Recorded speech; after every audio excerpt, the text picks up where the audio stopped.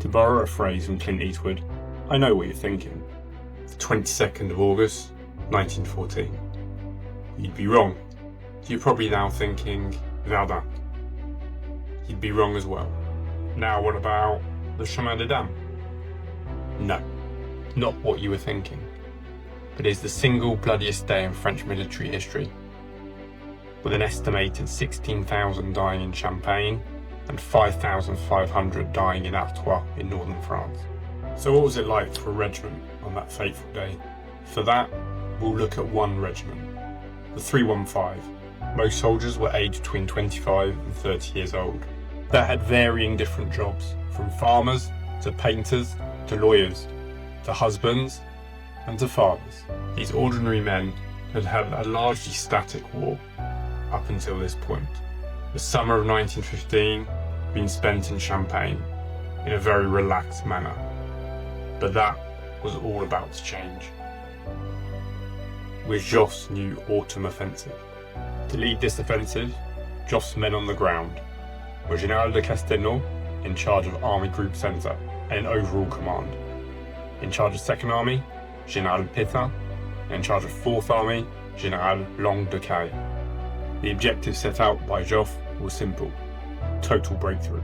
For 315, the objective was a small village called Aubérive. A 3-day bombardment would follow. This left soldiers the time to write home and contemplate what was about to happen. One of those soldiers was Alexis Chambron. I am part of the 1st Assault Troops, which tells you how well placed I am. I still don't know when we'll be going out. In the meantime, for several days now, the shelling has intensified, and it is becoming more and more intense. It's enough to make one go deaf. I hope that this time the breakthrough can be made. At the very least, the sacrifices made will serve some purpose. In the meantime, whatever happens to me, you will be notified. It was now time. Watches were set, and the attack was due to start at 9:15, where 27 infantry divisions would attack, which totalled around 200,000 men. Out of that figure, 24 officers and 1,800 315 soldiers attacked on that day. That attack would start under leaden skies. It was raining. Everything that High Command didn't want. It now meant their artillery was blind. The bad weather did not stop the 315. 800 men emerged at 9:15. The first wave consisted of 4 companies: 20th, 13th, 16th and 17th Company. 20th Company, on the left-hand side, very quickly got stuck in German barbed wire. 17th Company, to their right, progressed a little bit better and got to the German front line. 13th Company, further to the right, did a lot better.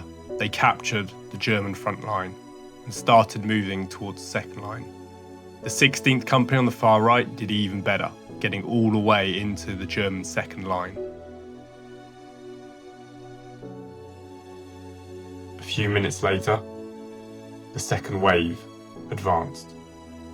4 companies, however, this time led by the 2 battalion commanders and the regiment commander, Colonel Devaux.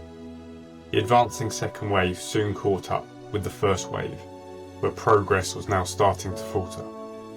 The one exception was of course on the right flank, where the 17th Company, 15th and 16th Company were witnessed to have reached the German reserve line at the Gallo-Roman ditch, where soldiers were seen in the distance with rectangles on their back, on the outskirts of the village of Aubérive.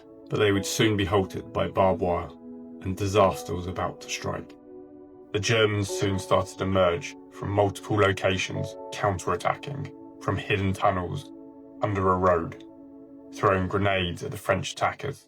What happened next decimated 3 companies, the 17th, 13th and 16th. They were surrounded, with nowhere to go. As the regimental diary described it, without support on the left or right, they were surrounded. They were decimated, put out of action. Nearly all the officers and heads of sections were killed, wounded, or disappeared. There are very few that will have survived unscathed, according to the few survivors. Our ranks were cut down near to the barbed wire, which is now decorated with human remains.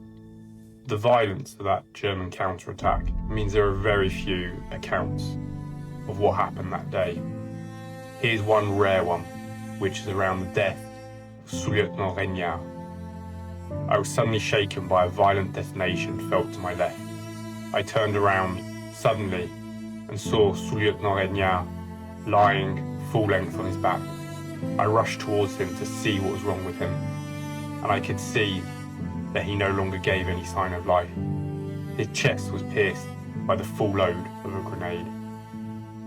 This is where the men fell today. Pictured are 25 officers. 9 of them died that day, 10 would be wounded, and the 6 others, it's because they didn't take part. The worst hit by far was the 4th Battalion, here pictured, where, out of the men pictured, at least 7 died that day.